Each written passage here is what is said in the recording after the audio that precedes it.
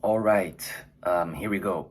Continuing with the series of books that I have been recommending from German language, Russian language, English language, French language, and so on. Today, I would like to recommend you books in the Italian language. And the reason why I want to recommend you four books today and not five, it's actually a very simple one. As I said before, I am trying to recommend you books that are related with the purpose of the channel, no? And the purpose of the channel is to give some kind of orientation to people who are lost in translation, who haven't figured out life, who are having difficulties in finding their own way. So these are books that will help you, so to say, looking a bit inwards, being a bit more reflexive. And if it's the first time that you are watching a video in this channel, you are probably going to be asking yourself, why isn't he recommending this or that book? I've said that in the previous videos. You can check them if you want. My objective is not to recommend the best 5 German books in my opinion, or the best 5 English books in my opinion.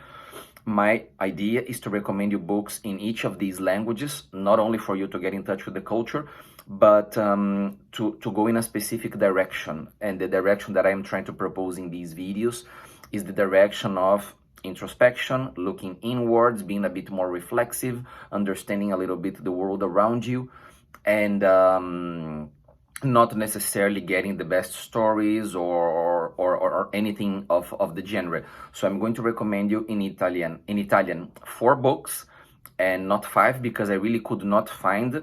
I mean, maybe there is, but I haven't read. I'm talking about books that I have read, authors that I know. So I could not find more than 4 that go in the direction that I'm trying to propose and that I have proposed in the previous videos with the other languages.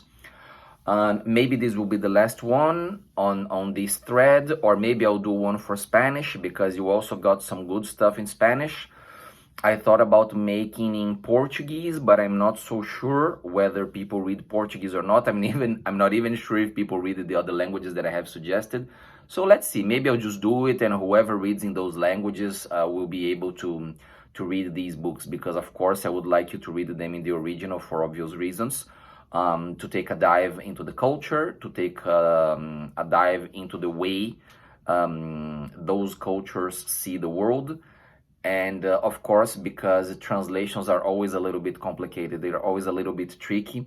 Once what a word means in one language not necessarily is the same of what that word translated into another language means. So let's go. Without any further ado, let's just go.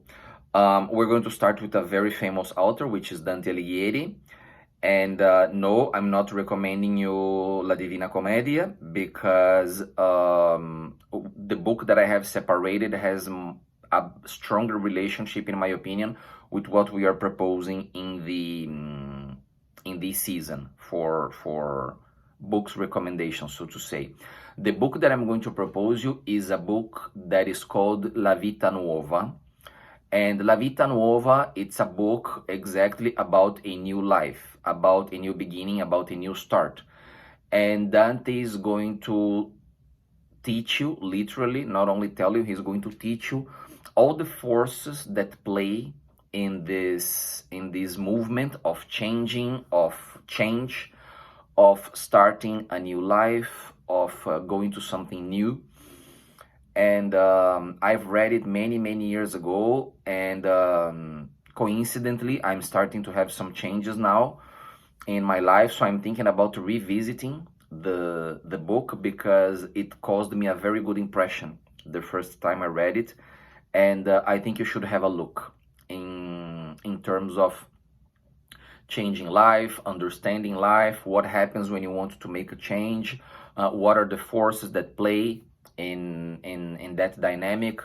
And I think you should have a look, because it's a very good book for this purpose that we are discussing in the season.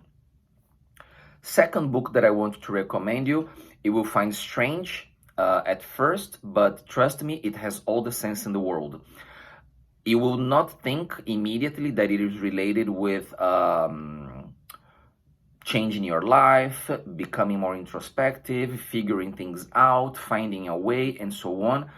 But deep inside, if you read it carefully, calmly, and more than once, you're going to get the message.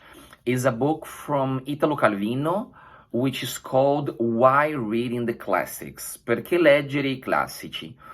And why do I want you to read this? Because in this book, what Calvino is going to tell you is that the importance of the classics is not the name, is not the tradition in history, is not that they became famous or popular authors and world known and so on. The reason why you have to read this book is because Calvino is going to explain you why the classics become classics. Calvino is going to explain to you what you have to be looking for when you are reading these classics. And how can that help you figuring out life, understanding what's going on, and so on.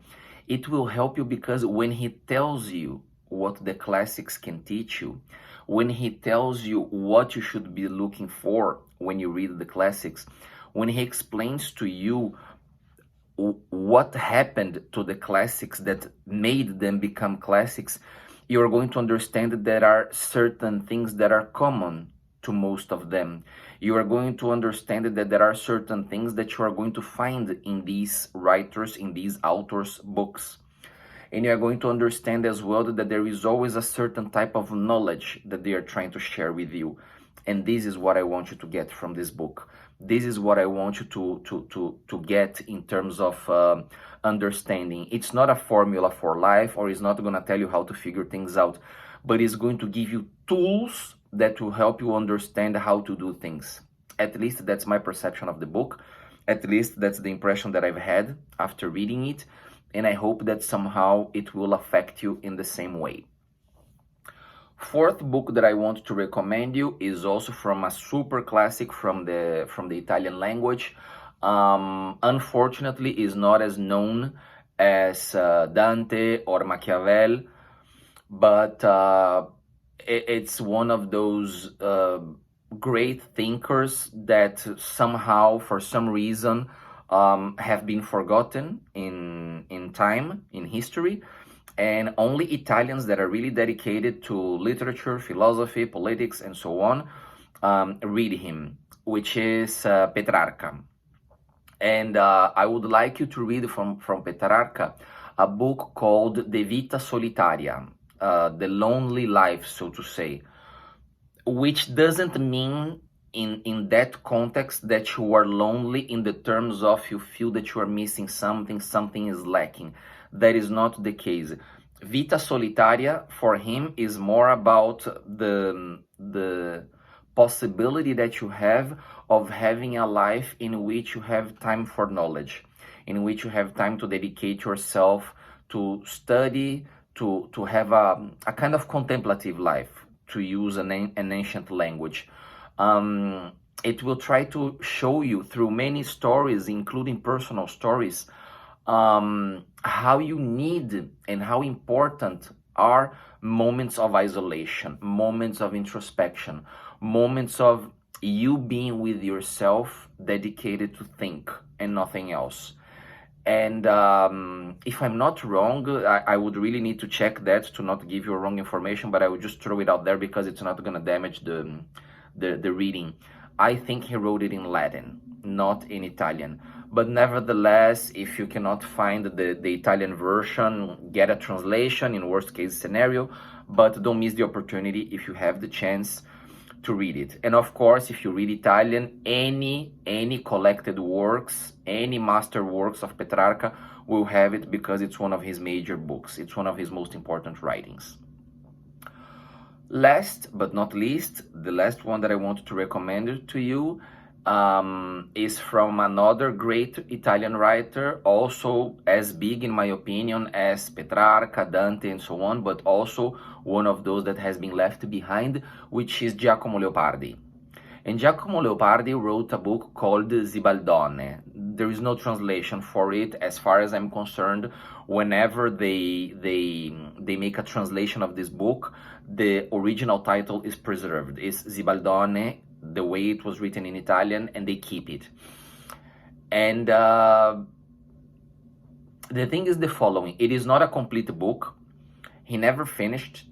It's very fragmented. It covers a lot of topics, a lot of subjects, and I'm not even sure sorry, you can find a translation of everything, of the whole piece, so to say. But if you can search it on the internet and you can find a bookshop online or whatever that sells it, that has at least a piece of it or parts of it, don't miss the opportunity. Because it is not like a story, it's not like a philosophical book, it's not a novel or something like this. It's like fragments, notes, observations, almost like a journal, you know, something that the guy is writing every day, observations on life, himself, and so on. But it has very good insights. It has amazing reflections on life and everything that concerns life. And if you are clever enough, if you have that spark of wit to fish the information that he's giving you and process it and transform into something useful for yourself, I'm sure that Zibaldone will be a very good reading, a very inspiring one, and one that will bring you a lot of material for reflection, for thinking, and so on. As I said in the beginning, I couldn't find 5 books that go more or less in that direction. Of course, you can complain about lots of authors that are missing here, lots of Italian authors that were very good, but my knowledge of the Italian authors is also limited, so I'm also recommending you within my area of knowledge. Anyway, I hope they will help you. I hope they will be useful and that they will give you some directions, maybe some answers, or will help you posing the right questions in terms of navigating life. See you in the next episode.